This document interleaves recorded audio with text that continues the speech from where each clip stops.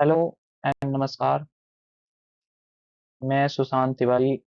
आज हम लोग बात करने वाले हैं सीजीपीएससी मेंस की तैयारी में जो चार सबसे इम्पोर्टेंट पिलर्स है इसके, है ना, जो स्तंभ है मुझे मेरे अकॉर्डिंग, उसके बारे में आज जो है हम लोग चर्चा करेंगे कि आपको मेंस की तैयारी में किन चार सबसे इम्पोर्टेंट चीजों का ध्यान रखना है। तो देखिए, फोर पिलर्स ऑफ मेंस अगर मुझे बताना हो तो उसमें से पहला है स्ट्रैटेजी, जो सबसे ज़्यादा इम्पोर्टेंट पार्ट है मेंस का, मेंस को क्रैक करने का, क्योंकि सही स्ट्रैटेजी के बिना मेंस नहीं होने वाला। 7 पेपर हैं जिसमें जो है वो इतने सारे सब्जेक्ट्स हैं, सभी को एक साथ हैंडल करना है, एक साथ एग्ज़ाम तक लेके जाना है, एग्ज़ाम हॉल में कैरी करना है, डिलीवर करना है। तो काफ़ी बड़ा यहाँ पे रोल प्ले करता है स्ट्रैटेजी हमारी कैसी होगी, उसी से फिर इसके बाद मेंस जो है वो पार होता है। सेकंड जो इम्पोर्टेंट चीज़ है वो है नोट्स, चाहे वो नोट्स आपका खुद का बना हो, कोई बुक हो, किसी टॉपर का हो, जैसा भी हो, लेकिन जो वो नोट्स है, वो आप एक बार जो फाइनल कर लेते हैं, वो सब कुछ हो जाता है आपका। वो जितना सही होगा, जितना सटीक होगा, जितना स्ट्रॉन्ग होगा, आप जो है सेलेक्ट होने के उतने ही करीब पहुँचते जाते हैं। थर्ड चीज़ है आंसर राइटिंग। आंसर राइटिंग जो है वो नोट्स होने से भी जो है वो ज़्यादा इम्पोर्टेंट हो जाता है आंसर राइटिंग, क्योंकि आपके पास कितना भी नोट्स हो, कितना भी याद हो, अगर आप उसको एग्ज़ाम हॉल में लिख नहीं पाते हो, तो वो किसी भी काम का नहीं होता है। तो तीसरा जिस चीज़ पे आपको काम करना है, मेहनत करना है अगले 4 महीना, वो है आंसर राइटिंग। और ये केवल अभी जो मेंस लिख रहे हैं उनके लिए नहीं, ये सभी जो मेंस की तैयारी कर रहे हैं, सीजीपीएससी की तैयारी कर रहे हैं, उन सबको ये जो है बातों का ध्यान रखना है। चौथा पॉइंट है रिवीजन। आपके पास नोट्स आ गया, आप आंसर राइटिंग कर रहे हैं, ठीक है, अच्छी बात है, लेकिन वो नोट्स याद होता है बार बार रिवीजन करने से, क्योंकि एग्जाम हॉल में हमारे पास सोचने का टाइम नहीं होता है कि हम बैठ के वहां पर सोचते रहे। वहां पे केवल हम सवाल देखते हैं और हमारा हाथ चलता है, केवल ये दो काम होता है। तो हमारे लिए इम्पोर्टेंट है कि हम जितनी बार उसको रिवीजन करेंगे, उतना ज़्यादा हमारा जो है जो सब्जेक्ट है वो स्ट्रॉन्ग होगा और उतना बेहतर हम एग्ज़ाम में परफ़ॉर्म कर पाएँगे। तो ये 4 चीज़ जो है बेसिक पिलर्स हैं मेरे अकॉर्डिंग मेंस के, जिस पे आपको अगले 4 माह सबसे ज़्यादा फ़ोकस करना है, काम करना है, इसी के अंदर सारी चीज़ें आ जाएँगी। हम कोशिश करेंगे कि बारी-बारी से ये चारों के चारों पार्ट को कंप्लीटली मैं अपने साइड से डील करते जाऊँ, बाकी काम आपका भी रहेगा। और भी जो टॉपर्स हैं जिन्होंने शेयर किए हैं, आप उनके वीडियोज़ भी, उनकी गाइडेंस भी देखते रहिएगा और साथ ही साथ अपनी सारी स्ट्रैटेजी, अपना एफर्ट जो है वो लगाते चलिएगा। और ये जो कंबाइंड अ, जो इफ़ेक्ट दिखेगा आपको एग्ज़ाम हॉल में, वो बड़ा ही पॉज़िटिव होता है। मैं अपने पर्सनल एक्सपीरियंस से इस चीज़ को हाँ, बिल्कुल बोल सकता हूँ आपको। तो देखिए, हम लोग देखिए सबसे पहले बात करते हैं हम लोग स्ट्रैटेजी के बारे में। तो स्ट्रैटेजी में देखिए सबसे मेन चीज़ होता है कि बुक लिस्ट आप क्या रखने वाले हैं, ठीक है? पहला पॉइंट है आप क्या बुक लिस्ट रखेंगे, तो इसके बारे में हमने लगभग बात जो है वो कर ली है।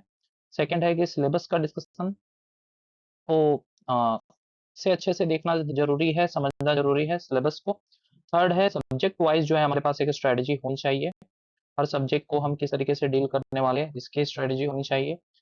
डेली बेसिस की जो टाइम टेबल होती है, ये हमारे पास होना चाहिए। टाइम और स्ट्रेस मैनेजमेंट जो एग्ज़ाम हॉल का है, इसको हमें पहले से ही जो है इस चीज़ को भी समझ लेना है, तो इसके बारे में भी हम लोग बातचीत करेंगे। इसके साथ ही साथ जो आने वाले 120 दिन हैं, उसके लिए भी एक टाइम टेबल जो है फिक्स हमारा होना चाहिए। तो ये सभी स्ट्रैटेजी का पार्ट है। इसके साथ-साथ और जो भी नीड हमको लगती रहेगी, हम उस पे डिस्कस करते हुए चलेंगे। स्ट्रेस मैनेजमेंट अपने मेंस के समय में ये भी तो हमें देख के चलना ही है। नोट्स के बारे में यदि बात करें, तो सबसे पहला जो सबका बेसिक जो सवाल होता है वो है कि हमें नोट्स आखिर तैयार कैसे करने हैं। सेकंड है कि जो करंट अफेयर होता है, उसका हम कैसे यूटिलाइज़ेशन करेंगे, उसको नोट्स में अपने कैसे शामिल करेंगे, आंसर राइटिंग में कैसे यूज़ करेंगे।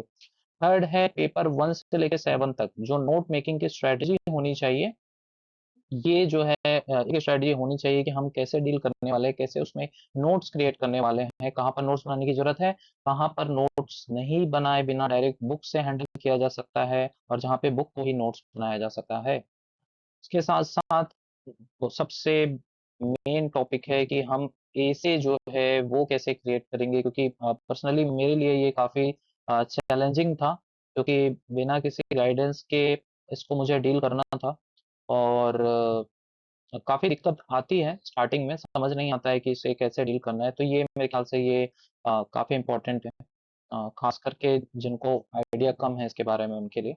फिर इसके बाद जो मेरे मेंस के नोट्स हैं और अ, उसके बारे में जो है वो बातचीत करेंगे, उसका आखिर उद्देश्य क्या है उस नोट्स के, उसको यूज़ हमें कैसे करना है, किस तरीके से उसका हम बेटर यूटिलाइज़ेशन कर पाएँगे और मैंने क्या सोच के साथ उन चीज़ों को क्रिएट किया है कि आप बेहतर तरीके से उसे यूटिलाइज़ कर सकें अपने लिए। थर्ड है आंसर राइटिंग। आंसर राइटिंग में जो मेन जो डाउट होता है वो होता है टेस्ट सीरीज़ को लेके, कौन-सा टेस्ट सीरीज़ अच्छा है, कहाँ हमें टेस्ट सीरीज़ दिलाना है, कितना दिलाना है और दूसरा और क्या तरीका हो सकता है जिससे हम अपना आंसर राइटिंग सुधार सकें। तीसरा है डेली आंसर राइटिंग किस तरीके से हमको करनी है। डेली आंसर राइटिंग में क्या स्ट्रैटेजी होनी चाहिए, इसके बारे में भी जानना ज़रूरी है, बातचीत करेंगे इस पे भी। साथ ही प्रीवियस ईयर जो क्वेश्चन होते हैं हमारे मेंस के, इसके इम्पोर्टेंस को समझना ज़रूरी है और इस पे भी आपको फ़ोकस करते हुए चलना चाहिए अपने आंसर राइटिंग के दौरान। चौथा पॉइंट है कि आपको क्या करना है, राइटिंग स्किल को जो है वो कंटिन्यू डेवलप करना है। केवल लिखने से काम नहीं चलेगा, लिखते समय हमें ये भी ध्यान रखना है कि हम अपने लिखने की जो स्किल है, वो कितने जल्दी और कितने अच्छे से उसको निखारते हैं, कितना बेहतर कर पाते हैं दूसरों के कंपैरिज़न में, क्योंकि यही है जो एक्स्ट्रा नंबर दिलाता है एग्ज़ाम हॉल में। हमें हर क्वेश्चन में आधा नंबर, 1 नंबर ज़्यादा जो लेके आते हैं, उसके पीछे का रोल बहुत बड़ा रोल होता है राइटिंग स्किल का। इसके साथ-साथ इम्पोर्टेंस ऑफ पेन्स, ये तो बेसिक प्रॉब्लम है सभी की। मेरी भी काफ़ी टाइम तक अ बड़ी मुश्किल से ये सॉल्व हुई। थैंक्स टू मीर सर, ये जो है मुश्किल मेरी सॉल्व हो गई और काफ़ी काम आया मेरे लिए तो। How to improve writing speed कैसे हमें बढ़ानी है? अगर आपकी कम है, मेरी तो काफ़ी कम थी, तो भैया कैसे बढ़ानी है, ये तो बड़ा इम्पोर्टेंट सवाल हो जाता है और आ जाता है। इस पे भी हम लोग बातचीत करेंगे, कैसे बढ़ता है ये। फिर इसके बाद मैनेज कैसे करना है हमें आंसर शीट के स्पेस को, स्पेस मैनेजमेंट कैसे करना है वहाँ पे, इसके बारे में बात करेंगे। चौथा पॉइंट है रिवीजन का। रिवीजन में इम्पोर्टेंस ऑफ रिवीजन समझेंगे हम, कि रिवाइज करना क्यों इतना ज़रूरी हो जाता है, क्यों सब कोई कहते हैं, खास करके मेंस पे। मेंस में रिवीजन का रोल जो है वो काफ़ी ज़्यादा हो जाता है, क्योंकि यहाँ पे मैंने जैसे बोला कि 7 सब्जेक्ट है, उसके अंदर पता नहीं और कितने सारे जो है वो सब्जेक्ट है। तो वो सारी चीज़ों को जो है हमको एक साथ लेके चलना होता है, एक साथ याद रखना होता है। ये प्रीलिम्स नहीं है कि 4 ऑप्शन आएगा, आपने देखा और एक पे तुक्का लगा दिया। ये ऐसे काम तो करेगा नहीं। यहाँ पे कट टू कट हमको याद होना चाहिए। लिमिटेड होना चाहिए लेकिन पूरा याद होना चाहिए। भले ही कंटेंट लिमिटेड होगा लेकिन जितना भी है वो कंप्लीटली हमको रटाया हुआ होना चाहिए। इसलिए रिवीजन की जो इम्पोर्टेंस है वो बहुत ही ज़्यादा है इसमें।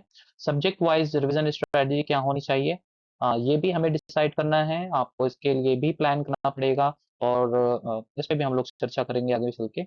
और ये जो है रिवीजन जो है ये आपकी रिस्पॉन्सिबिलिटी होगी सबसे ज़्यादा, ये आपको दिमाग में बैठा लेना है।